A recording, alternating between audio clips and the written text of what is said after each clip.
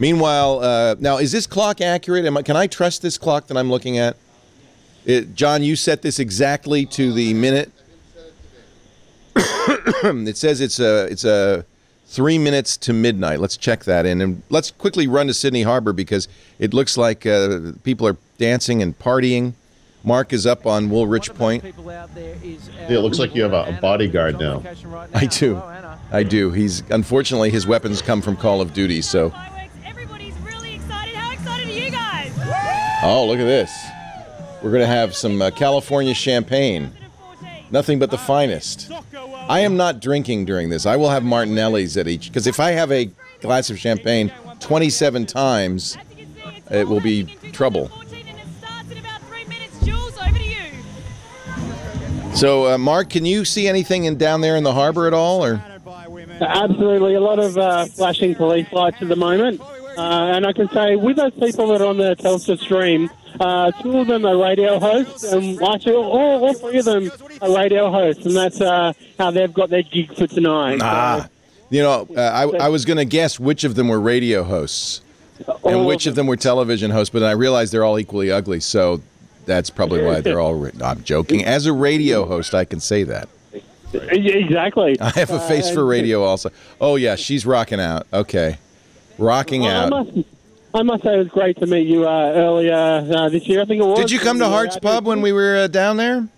Absolutely, I did. Fantastic event. It's not going to be that event is not as big as what's happening in New Year's Eve this year, obviously, but it was still fantastic. That was Melbourne Cup Day when we were down there at Hart's Pub. In fact, it was very fortunate that we were able to get a venue of any kind because pretty much everything's booked up. I'm certainly in Melbourne and in Sydney. Well, there's the beautiful Opera House, and you see a lot of boats. It's midnight there in about. How long, John? Less than 2 minutes. Less than 2 minutes. We get the balloon drop ready, John. I know you've got a lot to do when you're setting the time, and it is correct. So it's less than a minute now. Yeah. All right, and from Melbourne, look at that, and we've even got Call of Duty in the in the middle there. But I think we should go to Sydney Harbor because I think, frankly, that's where the action is going to be.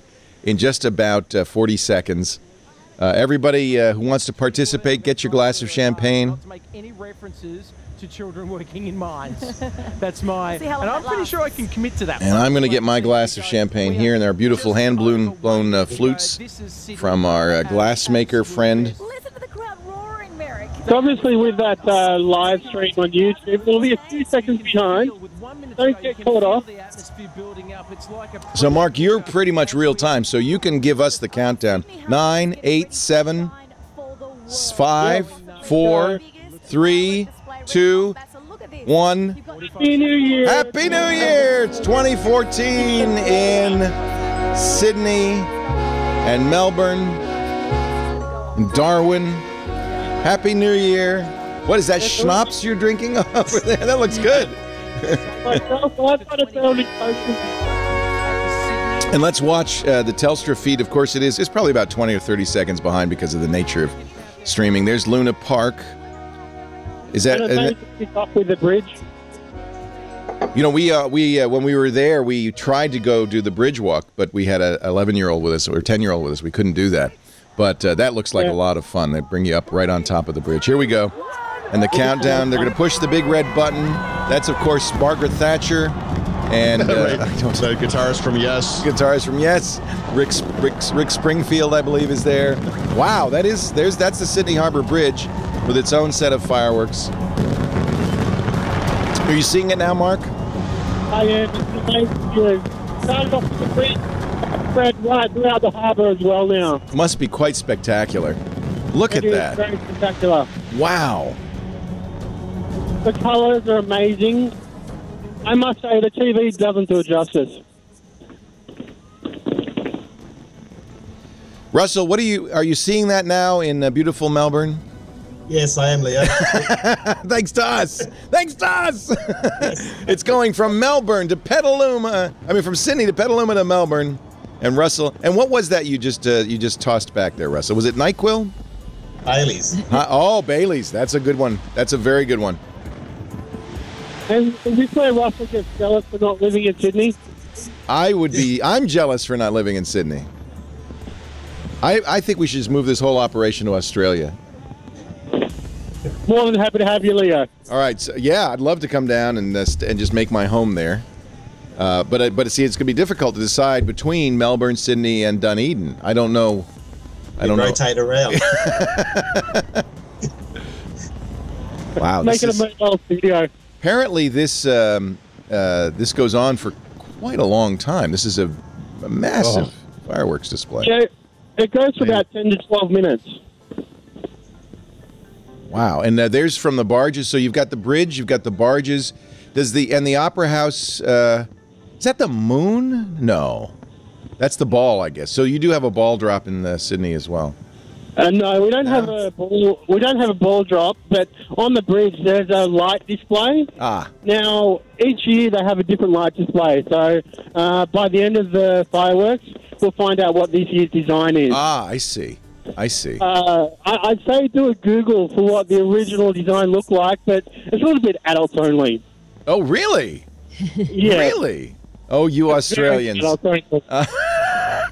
It's adults only, except that it's on the bridge in the middle of the harbor. Yeah, the original design that got revealed was a little suggestive. Wow, this is beautiful. Mary Jo, are you going to go down to the fireworks in the harbor? Do they do it on the Hudson? Where do they do the fireworks in New York? Oh, man, it's been so long since I've gone, I don't even know. No, I am not. I'm staying away from Times Square. Yes. Oh, Times Square, crazy. Madhouse. In fact, the way they do it now in Times Square in New York City, you arrive, whenever you arrive, they'll pen you in. So they surround you with chain link fence, a group of, say, 50 or 60 people. I'm not sure how big the group is. They surround you, and you cannot leave. And then they pen and they pen and they pen. And it's for security reasons. They don't want a lot of crowd movement. But it sounds really, frankly, like being a prisoner of war. It doesn't seem like something celebratory at all. But I think there's so many people show up at Times Square that it's probably the only way they can manage it. I don't think they have to do this in Sydney.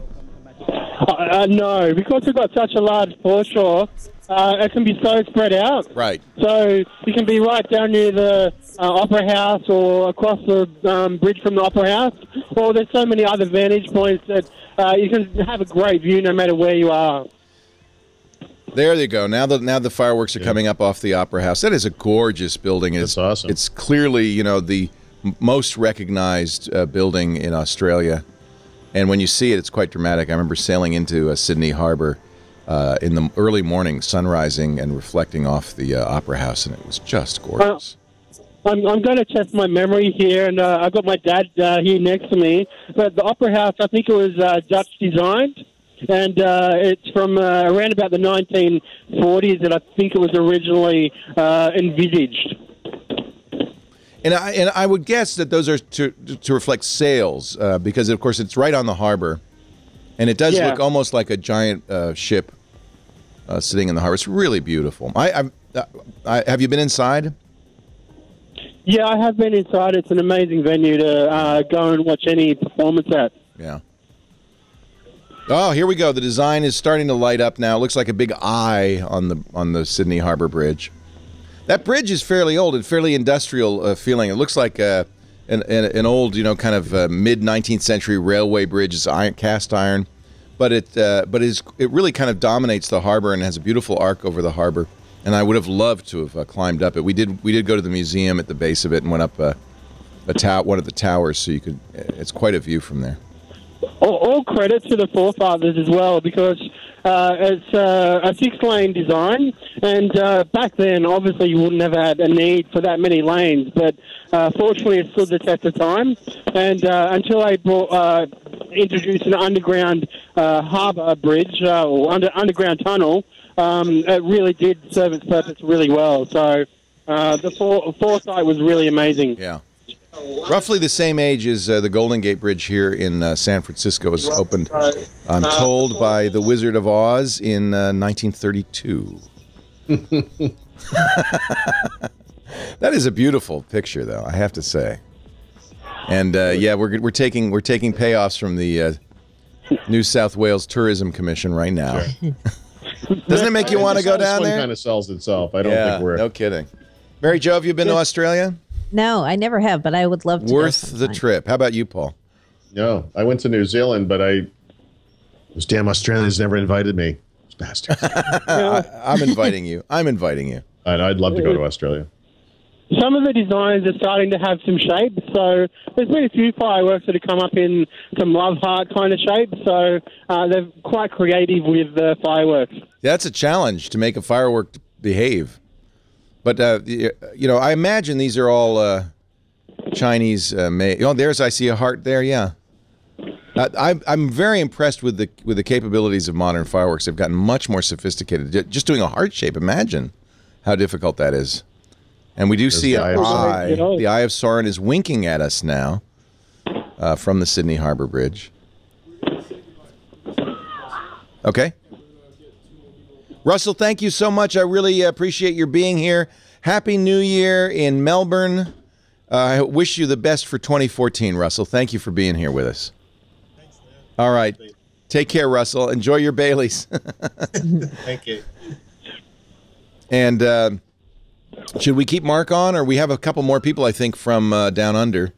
I dare say there's probably about 3 or 4 minutes left of the fireworks. Look at this. Show the display, because this is it's really gorgeous, and I do want to see.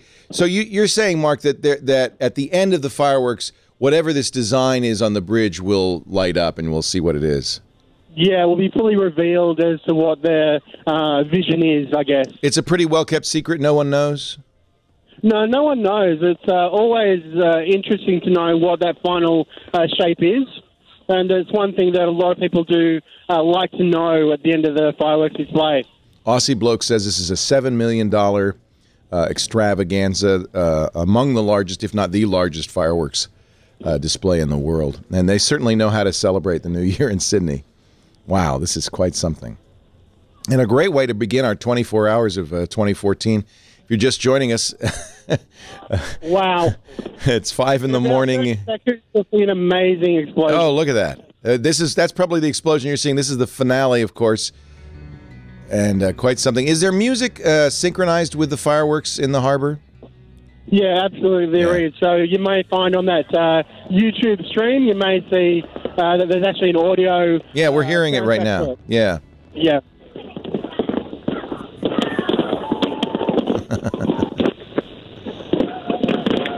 One thing I've always loved about Australians, it is a really joyous, friendly culture that really knows how to have fun. And I think you can see that here. They're having a great time. Steve Gibson's going to join us and make coffee in just a little bit. We've also got a Warhammer demonstration. They're setting up an incredible Warhammer display. And we're building the tower, the Tower Bridge in the back room. Jeff Needles, we've put him in the isolated white room, the Johnny Ive Memorial. Oh, look at this! This is the finale, I think, now, and the bridge is getting its lights on. Wow, this is quite something from Sydney Harbour. So the fireworks over the harbour have finished, and the bridge is now lighting up. Don't tell us. We want to be surprised. We're about 30 seconds behind on this Telstra stream on YouTube. This is a live stream from YouTube, As Marcus told us, the bridge has a unique design each year, which is a well-kept secret, and we're about to see what design. And being on the western side, I'm probably not going to get the greatest view, and I dare say that the TWiT audience will get a much better view than what I'm getting. Yeah, Telstra's doing quite a job of covering this. They've got quite a few cameras in the harbor, and we're seeing a lot of different angles.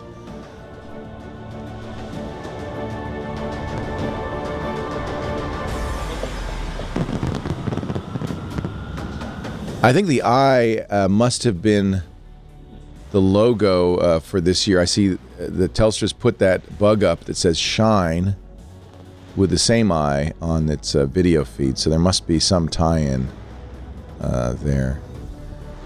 It wouldn't surprise me at all if there is some kind of similar theme to it. Yeah.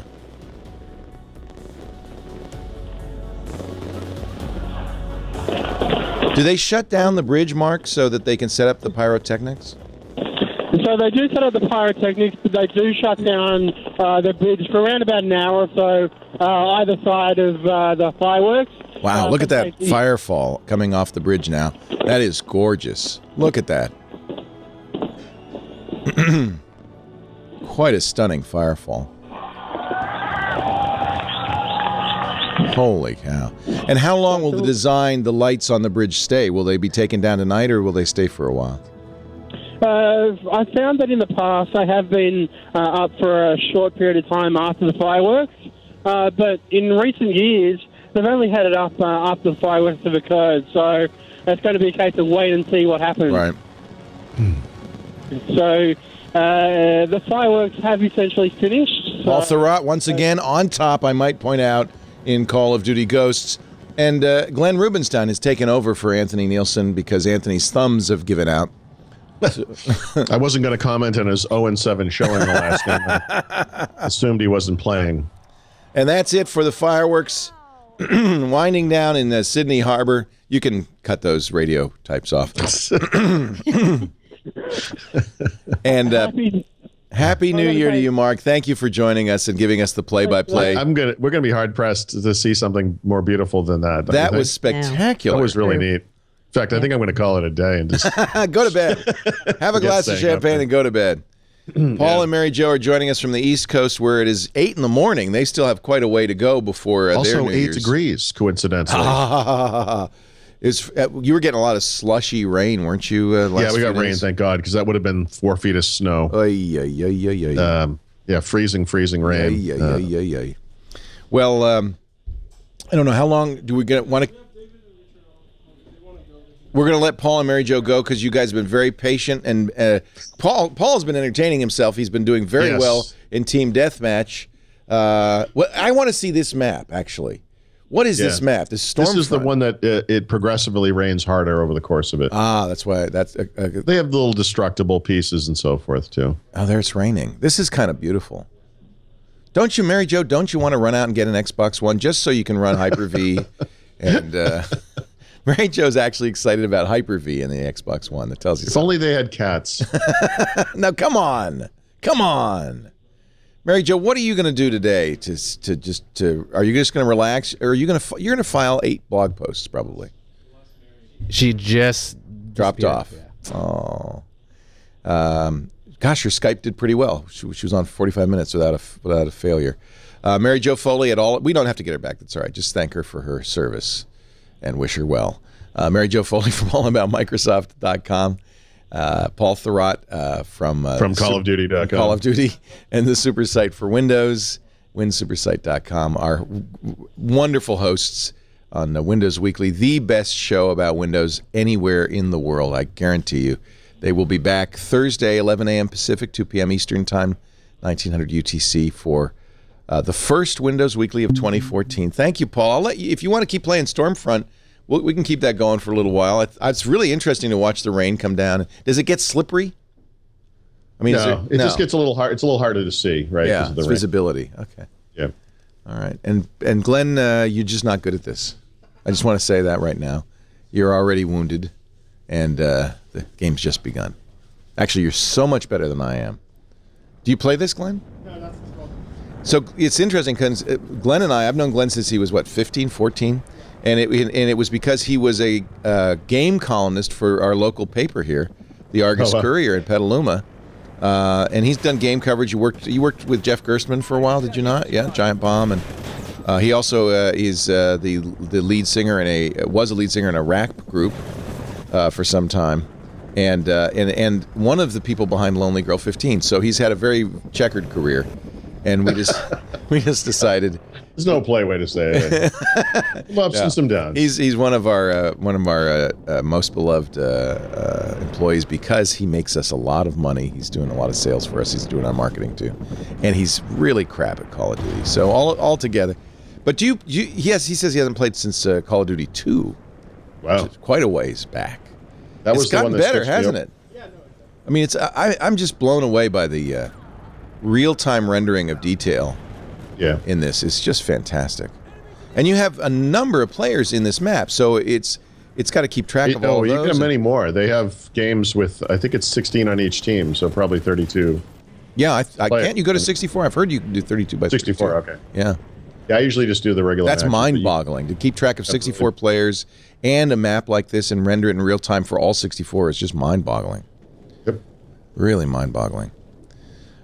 Hey, Paul, really nice to see you. Thank you for joining us so early in the morning. No problem. Thank you for having me. You're Good a luck champ today. Thank you. A long day. No. I was so excited about today. I literally couldn't sleep. So I'm actually already going on no sleep for 24 hours. Right. And we're just beginning our broadcast. Let me straighten the tie. Thank you very much. I'm going to. You look beautiful, sir. Thank you, sir. You do too. Thank you, Paul Thurrott, Windows Weekly and the Super Site for Windows. We'll see you next year, day after tomorrow. Meanwhile, the hammer of war is being crafted over there. That is amazing. Anthony Nielsen's going to run again. Should we do that now? I don't want to. Well, look at this. Holy cow. So Warhammer is a Dungeons & Dragons-like game that's played with very realistic hand-painted figurines and terrain. And it is quite a game. A little bit later on, we're going to play some Warhammer, which should be a lot of fun.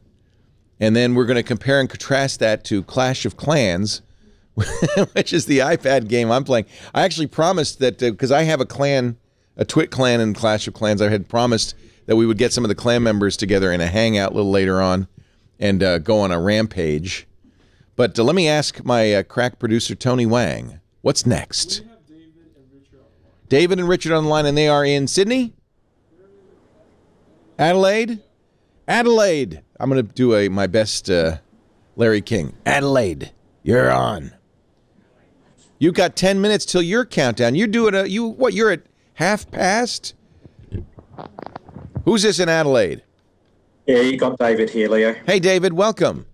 Via Skype from Adelaide. It looks like you've got a Dalek, an inflatable Dalek behind you. Is that true? That's right. And you've party mode. And it's partying. Who knew, A, that Daleks were inflatable, and B, that they could party?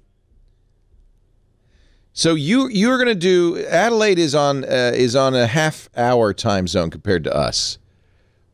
That's right. We're half an hour behind Sydney. We used to be an hour behind in the 1800s, but they decided that was too much for business. So in the 1800s, they shifted just half an hour forward. So it's Central Australia, Alice Springs, Adelaide. That is Ayers Rock also in the middle there. They are, but at the moment, the Northern Territory, which is Ayers Rock, Alice Springs, and Darwin, don't do daylight saving, so they're an hour behind us. Okay. So Adelaide's Australia's a bit of a mess at the moment, time zone wise. I see a number of time zones, and then there's one called Eucla that is 8 3/4. That's right. They're 45 minutes behind Adelaide. Oh, it's a big country. Now, is Adelaide at the end of the world's straightest railway? Is that where Adelaide is?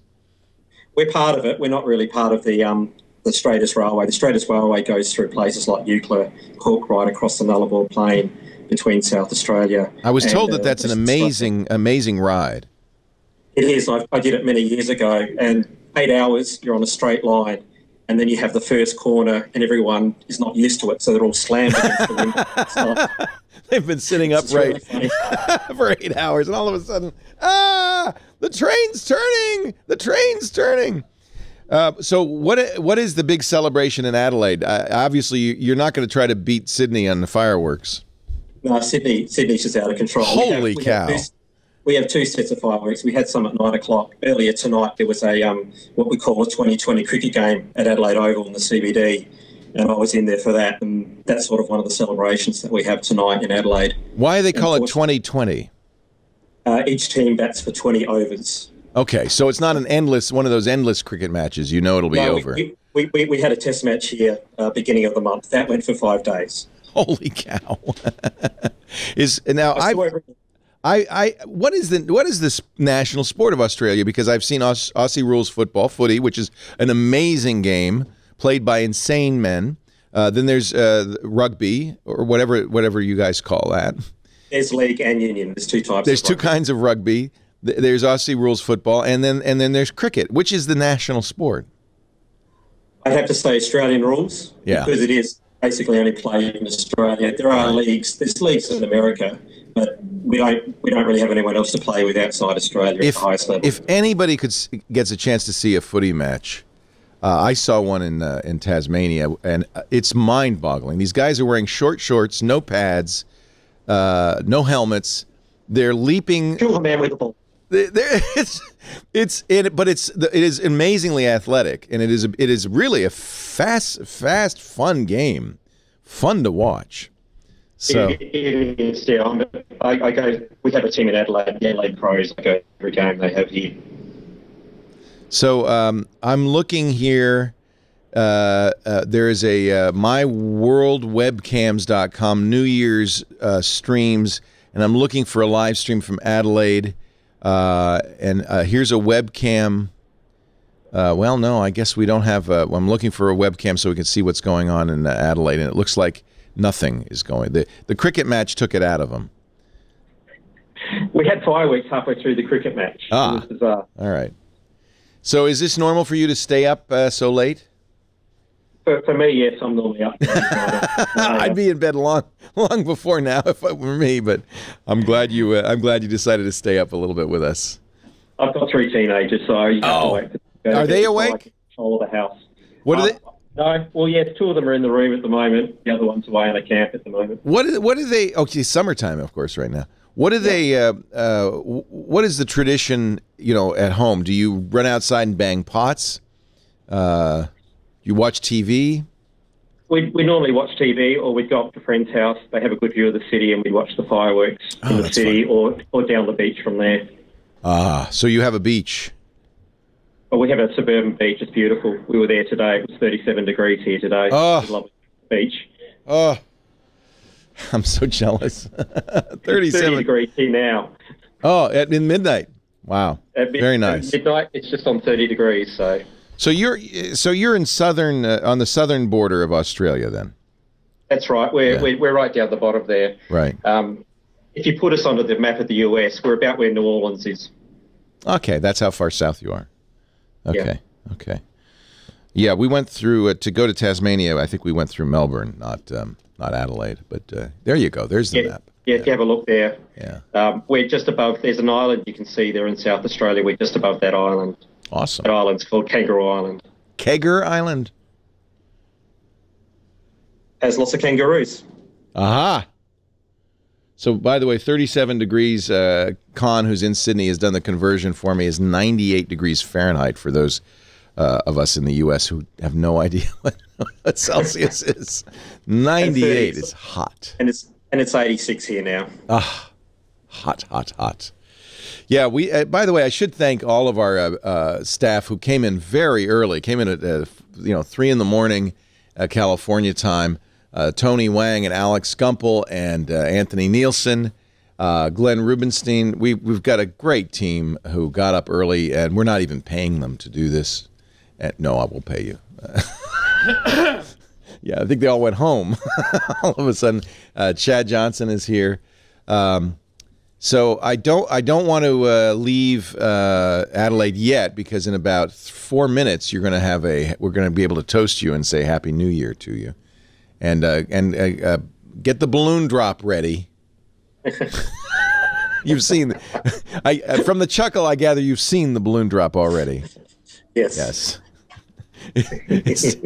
They're giving more champagne. I haven't even opened the first bottle. And Jammer B, of course, who worked all night. I came in this morning at 4 in the morning. I said, "Thank you for coming in." He said, "Coming in? I never left." Jammer B, our studio manager, John Slanina, who's always here. Karsten Bondi, Burke McQuinn, who is in charge of the balloon drop now. He's been assigned the balloon drop.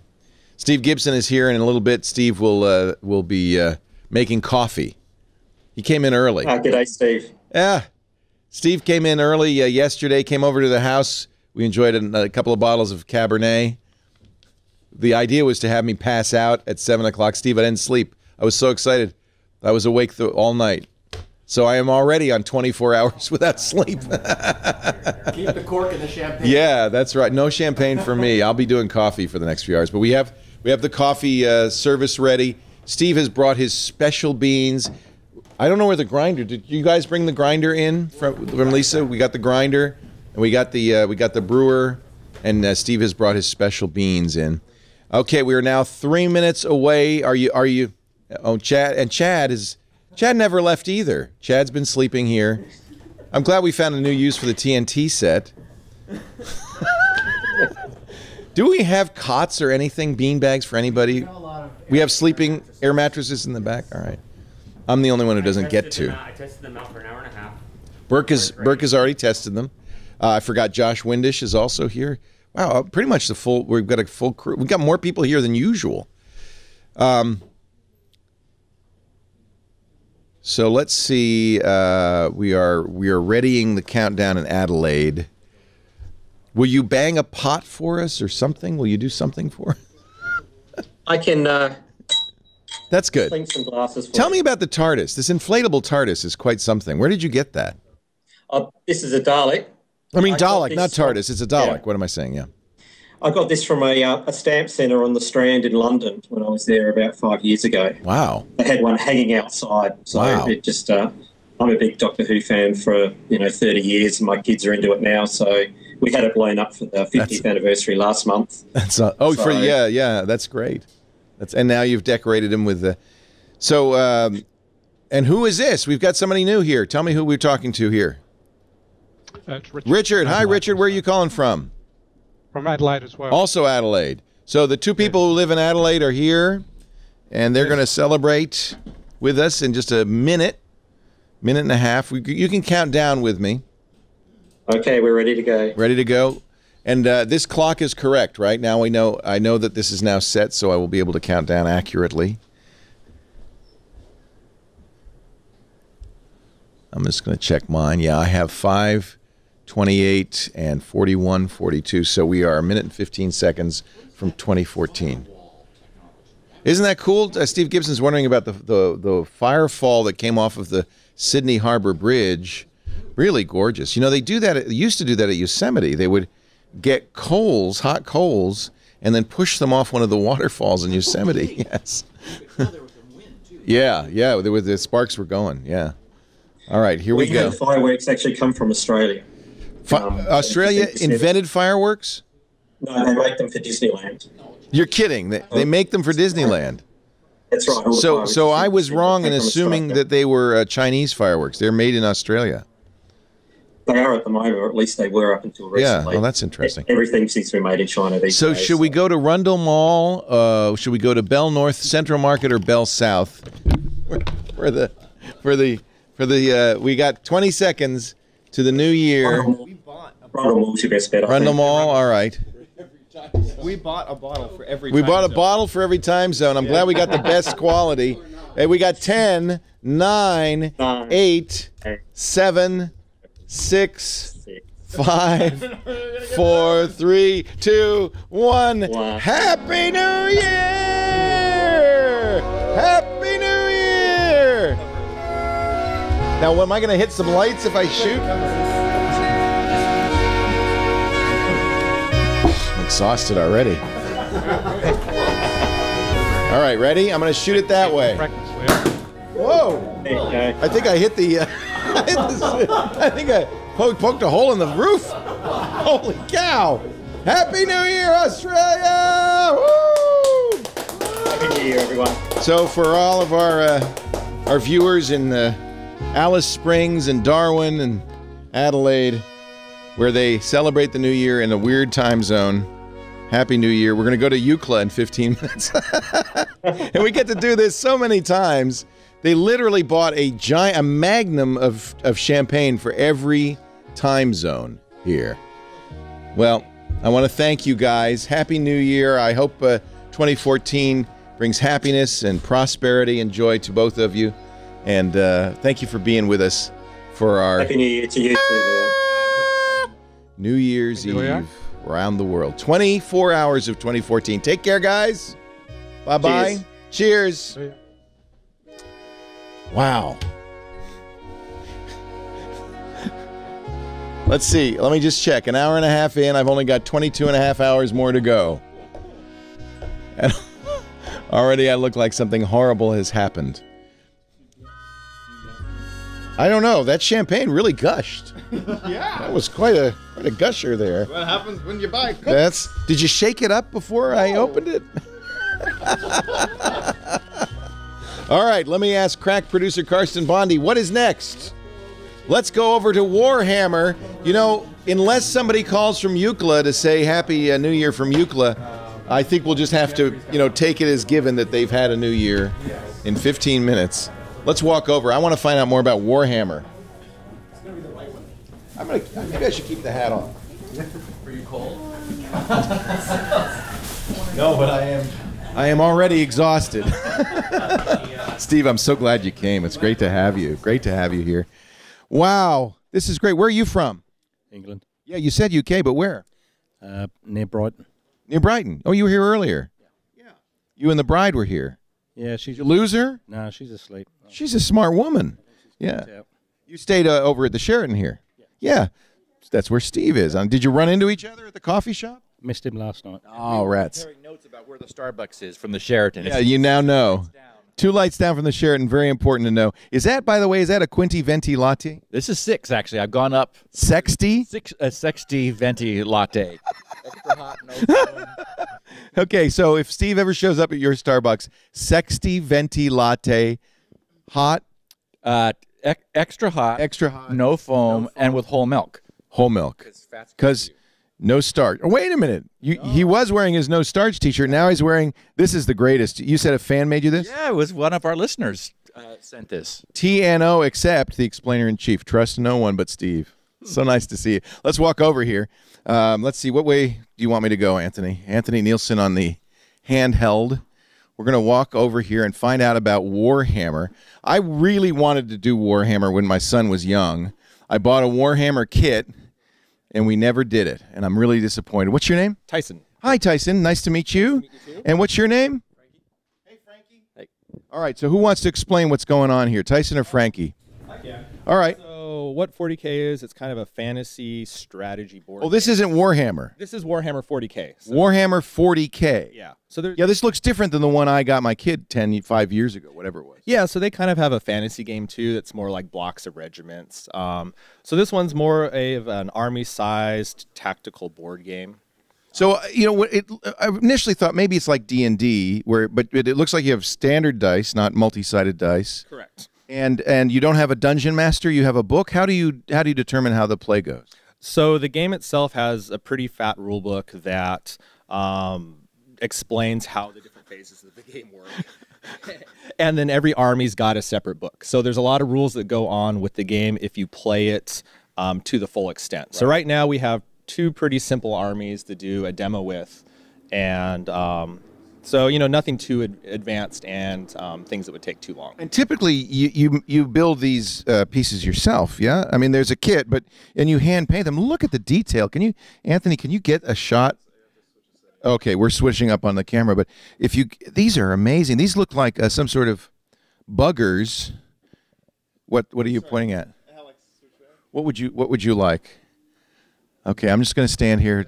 There, we have a picture of a giant die. That's good. And then this is this. Tell me what this character is. So that is a Space Marine. So that's kind of the generic humans that run around in power armor in this sci-fi setting. And they have certain capabilities according to the rule book and so forth. Or correct. Yeah. Boy, that's a lot. Did you? Who painted these?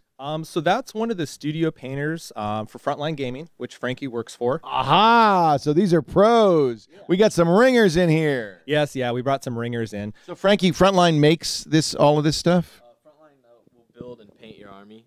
For you? Yeah. Well, how much would it cost for me to have an army built and paid for? It depends on how many points, but we have a whole price sheet on our website. Frontline. That's cheating. Yeah, and I also do commission painting too through figure painters. So because I have to say, when I look at this, the detail, excuse me, the detail on this is incredible. Yeah, so they come as a multi-part kind of plastic kit, and then you just assemble them, glue them together, put some primer on them, and generally. Yeah, you make it sound really easy. Yeah. Not. So this is a Space Marine, yes. And then let's look at the bugs because these are scary looking. Excuse me, I'm just Oh no, that's okay. too much champagne at this hour of the morning. Holy cow! So these are called Tyrannid, and these are kind of the alien monster race that they have in Warhammer 40K.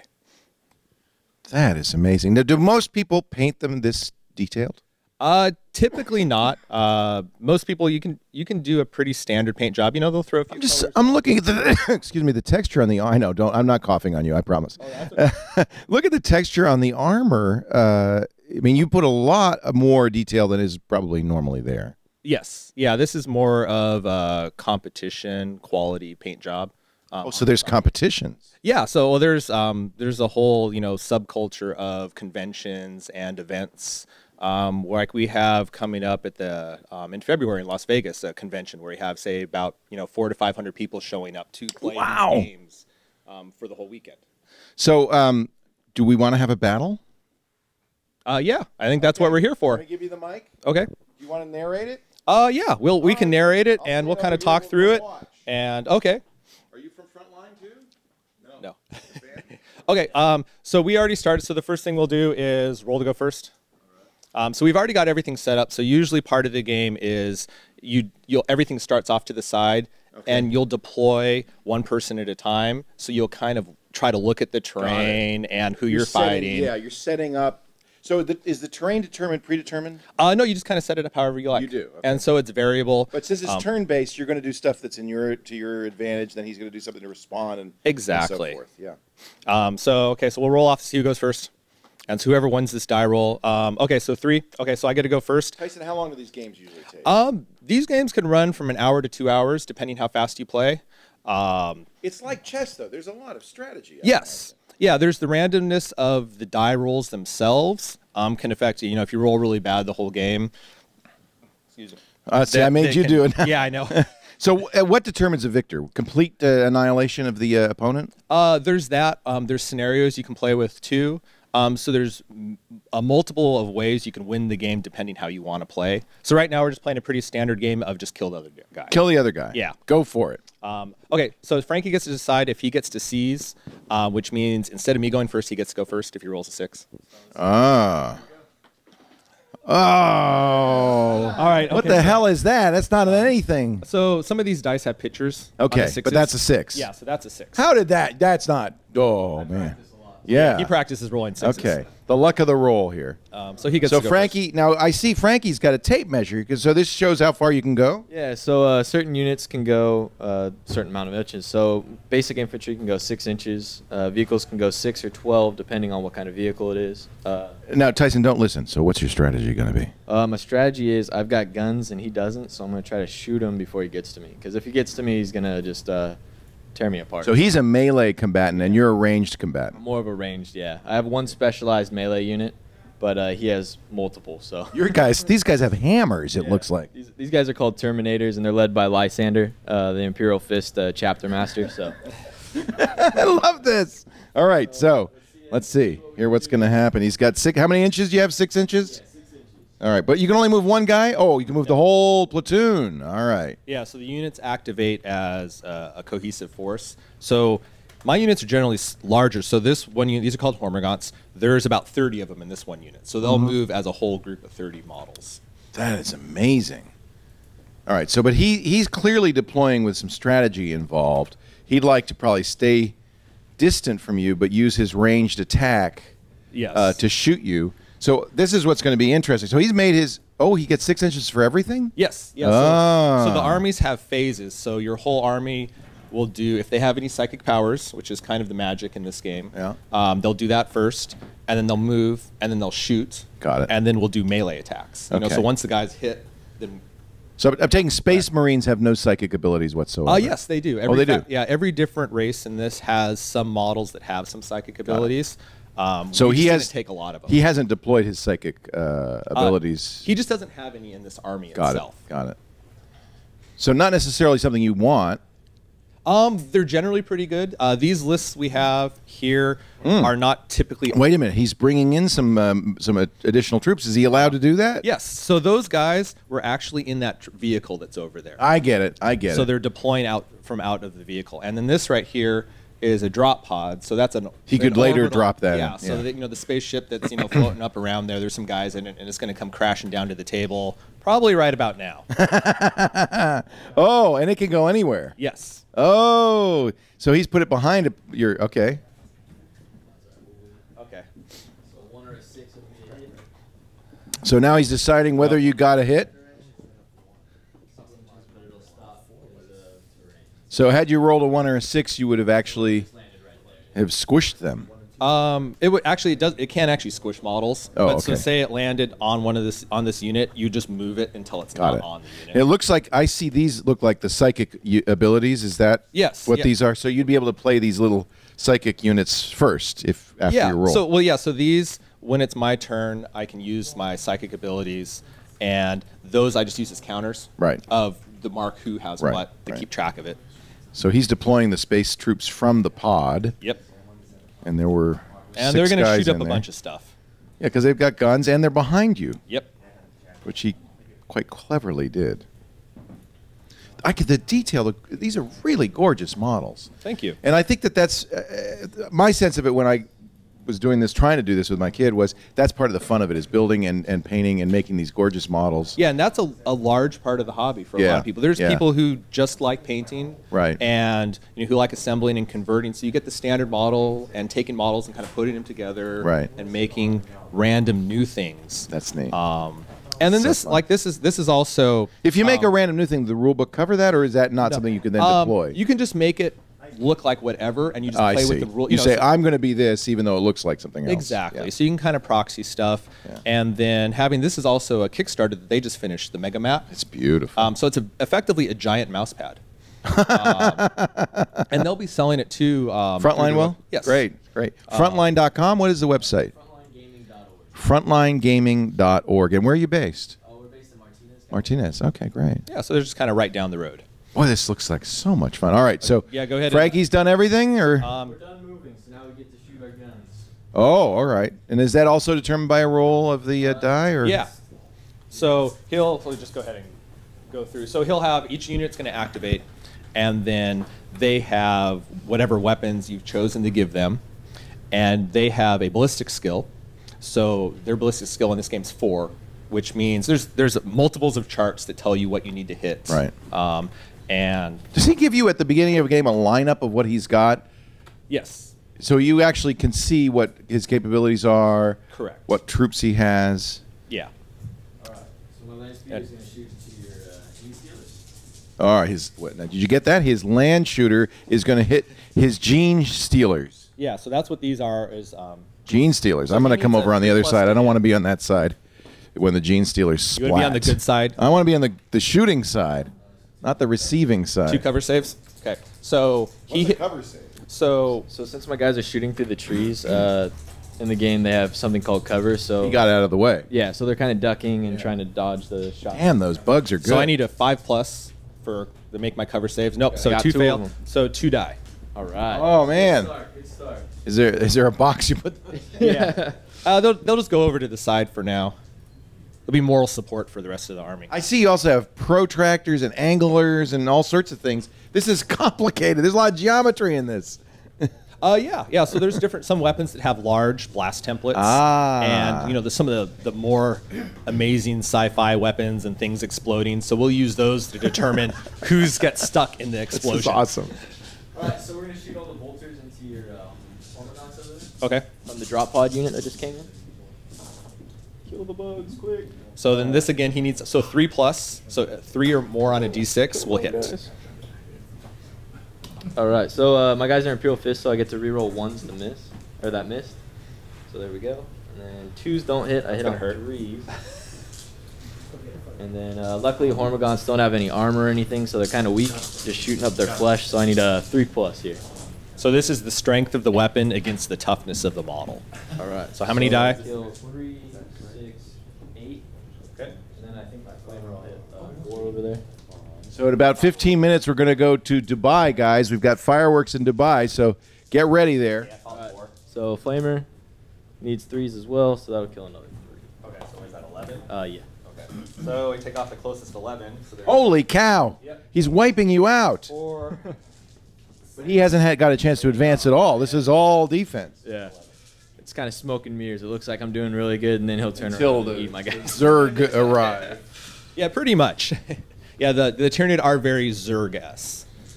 Actually, I think there was even a lawsuit around that. Oh, really? A few decades ago, yes. We own bug monsters, and you cannot make them. All right, so this unit's going to shoot into those Gene Stealers. So I have a 24-inch range. I should be in range, and then my heavy bolter. Yeah, from that unit right there. So my heavy bolter first. You got 24 all hit, and that'll need 3s. So 3 wounds there. Okay. You know, it's really interesting to go from Call of Duty to this, and there's the same kind of detail, and you really get to feel the same terrain. Are these part of a kit, or are these handmade? These look like... So these are a kit that a friend of mine made. I love this. From Are these Keebler soda Studios. Yeah, so these are actually soda cans, and then so what we do is we laser cut the framework of them. That's awesome. And then so you can flat pack it, so it's a kind of a small box, and then you just add soda cans or beer cans or energy drinks. But they're great for, they really add to the feeling of this. Yes. The dystopian kind of post-industrial. Yeah, it worked out really well on our mats too, because the hazard stripes. Then he's got the ooze, and we threw ooze into the mega mat. Oh, there's ooze on the map. That's right. All right, Tyson. So I took down 4. Do I get any saves? Oh no, I don't get any saves. Yeah. Yeah, because they're not in cover. So if I had all my guys behind stuff, I would get some kind of save. But from their weapons, I do not actually get any. Oh, actually, yeah, he's gonna die. Do you get to pick who dies? Yeah, there's some rules for how you're supposed to take off models. So usually it's closest to closest. And since he was shooting at the guys that were outside of cover, I'll take the closest guys that aren't hiding behind something. All right. I mean, I just have to point out, I don't know if you can see this, Anthony, but there are rule books, there are cards, there's a lot to this. We're playing Warhammer 40K, and you have to have the books, obviously, too, for all the rules that are involved. But this reminds me a lot of D&D in that sense. Yeah, and the charts and the stats are relatively simple once you play a little bit. Everything kind of follows a general theme as far as what things need to hit and how you do armor saves and stuff like that. How many character classes are there? I mean, we're seeing 2 here. 13 different codexes. Yes, and then the multiples. Or 15, sorry. 15, and then each army will have a few hundred different figures, possibly, of variations and large tanks. There's a lot of variations I can see in the And this is just a small, for the Tyranid, that's maybe 4 of their units out of, say, 15 or so that you could put on the field, different types of things. And, so there's some giant monsters and small little dudes. And when you get a tournament, how many people are playing? How many games at once? For Vegas, we're gonna have 256, 40,000 players. So that's awesome. Yeah. And then Fantasy will have 64. So yeah. And then there's another game called War Machine, which we have probably about 60 or so people also playing. So I think we're looking at what, 400 people or so? 400 or 500 people. Yeah, and just in a big hall with a whole bunch of tables on with terrain that looks like this. Yeah. So yeah, it's pretty fun. It makes for a fun weekend, and it's also Vegas, so lots of drinking. Yeah. Drinking and gaming. Nothing like drunk Warhammer. All right. All right. So we've got a couple more units shooting about the Ball Predator, or not the Ball Predator, the Annihilator Predator. This is all Frankie's turn. I want to see Tyson take on Frankie's guy here. Oh, he's almost done with his shooting. 2 cover saves? Yeah, 2. Nope, 2 more die. Dude, I hope a couple more units. Space Marines are tough. Yeah. Well, a lot of this stuff for me is they're throwaway units. So you just let them die in droves. Cannon fodder, we call it. Exactly. And this little core right here is the nasty part. You're going to lash out. So, yeah. You put them in cover. So there's 1 cover save, so 2 more die. So on a 5 or more, my guy lives. And last unit here. I don't even know if I'm going to be in range. Do you have your tape measure, Tyson? Yeah. When's our next time zone is 13 minutes away, and it's we're going to go to Brisbane and Guam, and we're going to go, and do we have anybody in Dubai? We have fireworks in Dubai, so why don't we watch the Dubai fireworks while we talk to Guam and Brisbane? And yeah, I see it's 8 minutes and 53 seconds left. 3 saves? Okay. 3 saves. So there's 2 saves, so only 1 more dies. Oh, he's a happy boy. Yes. All right, so we'll go ahead and run these guys. Okay. 6 inches. So now Frankie, you've got to do really well in this first round because he's going to come back and lash you, right? So you're really hoping to get a lot done now. Yeah, and we played a quick practice game with these armies last night, and at the very end, I think I had 4 models left, and he might have had like 6. Wow. I mean, so yeah, a lot of stuff died. Right. All right, so that's the end of my turn. So Tyson, turn 1. Okay. Finally, we get to see what these buggers can do. I got to move first. So these guys, I'm probably going to plan on assaulting. So we're going to just turn my guys around. And I come over there so I can hold the mic while he's moving his pieces. It almost takes 2 hands to do this. It's busy. Unless you have us mic'd. Okay, so these guys are going to, I want to go after those guys right there, those Terminators. So they're going to be moving through the cover. So this is going to tell me how far they go. So I can go 5 inches. Because, again, you're a melee, so you've got to get right up in there and hope that you can attack them before they shoot you. Yeah. Exactly. Okay, this unit of Hormagaunts is going to activate, and they are going to advance. So they'll move their 6. And he's just going to move around like that. I got all these little spiky arms that grab onto everything. And then we're going to move this big unit that's still in one piece. So that whole unit's going to move? Yeah. Oh, man. 30 guys in this unit. So he didn't quite get to this one. So, and I'm going to do, to save a little bit of time, I'm going to move out of phase, and I'm going to run them right now so I don't have to move them twice. So they'll move 5 as the run, and there's 6 inches, so they can move a total of 11 inches. So we're just going to do this all at once because there's nothing in that area that we need to worry about. And so there's some things you can do to speed things up a little bit. And then now we just start grabbing handfuls of Hormagaunts. Here come the Hormagaunts. Look at that. That is a beautiful shot, Anthony. I really like that, to be able to see the detail. Those are the Space Marines, and here they come. They see the bugs heading towards them. It's got to be a little intimidating when you see that many of them on a little small platoon. Oh, and okay, so then we need to also do our psychic powers. So this guy is called the Swarm Lord, and he's got some psychic powers that he can give to the army itself. So the first one we're going to do on himself is, let's see. They want to know, why don't you have a cool painted measuring stick? Why are you using a Stanley yellow 12-inch? Because those are the most efficient, and it's different. You need to make a stick, though. You need to have a attack stick.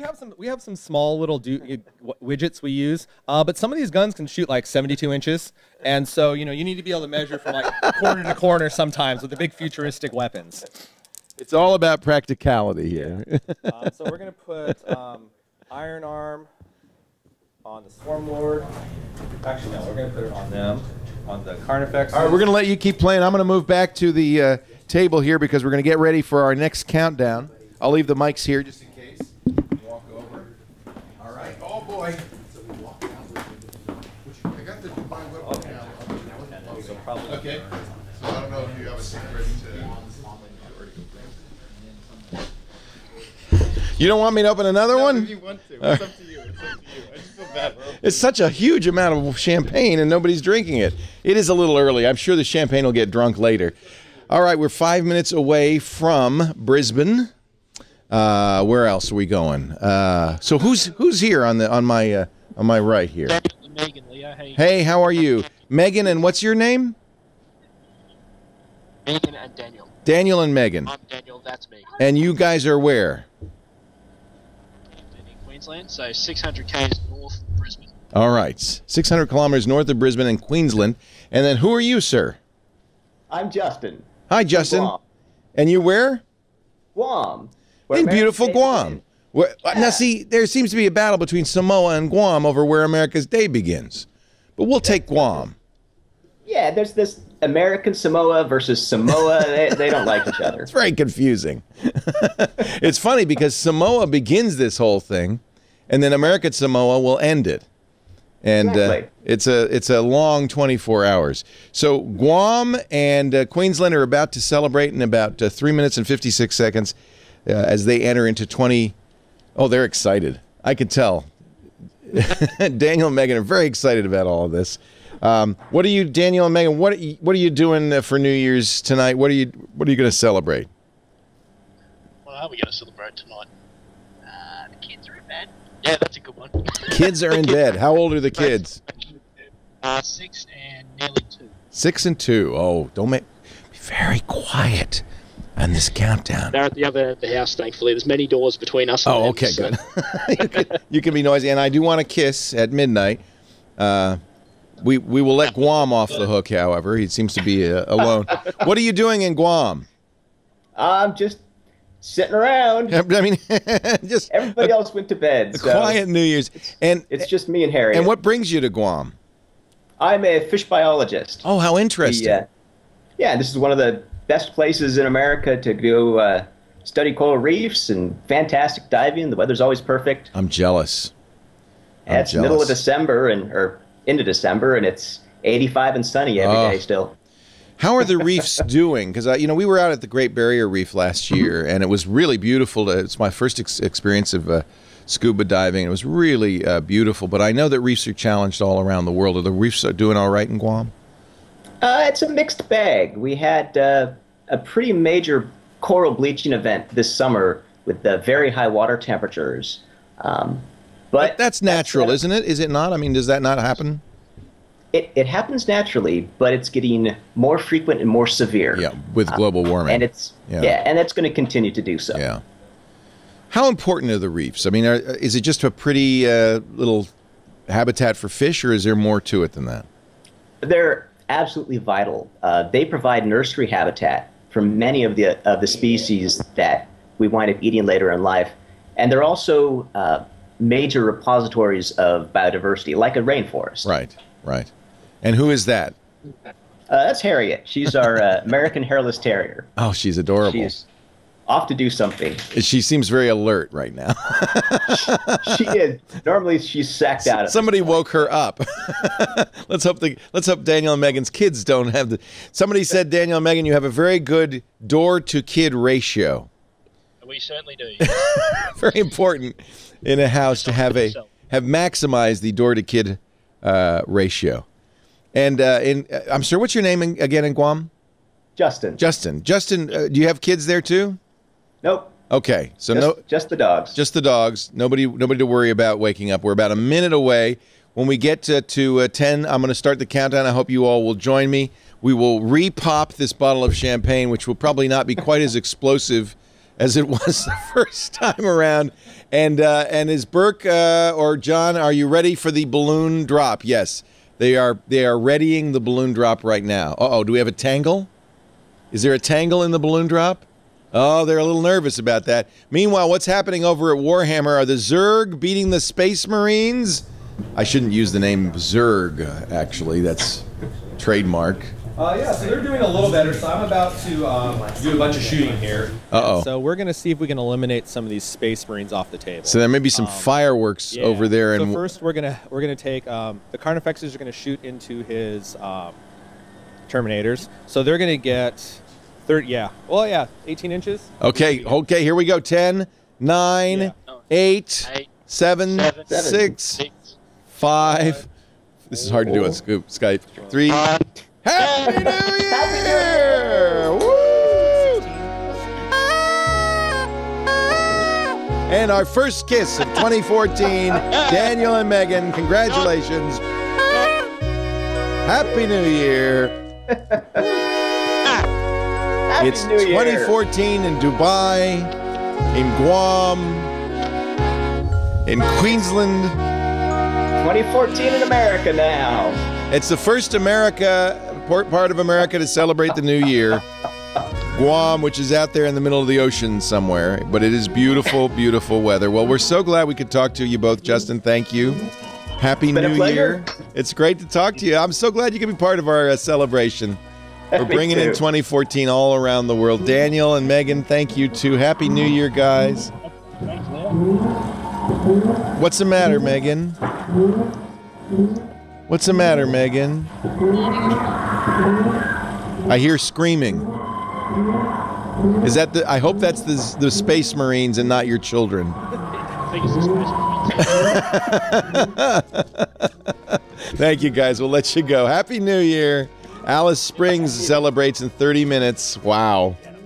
There's a lot of time zones in Australia by itself. Wow, there's Guam. There is Queensland. That's pretty fun. Pretty fun. We bought 40 bottles, 40 magnums. These aren't even like little bottles. $2 each? $6 each? I'm glad we spared no expense. You think I'm drinking that or you're crazy? You're out of your mind.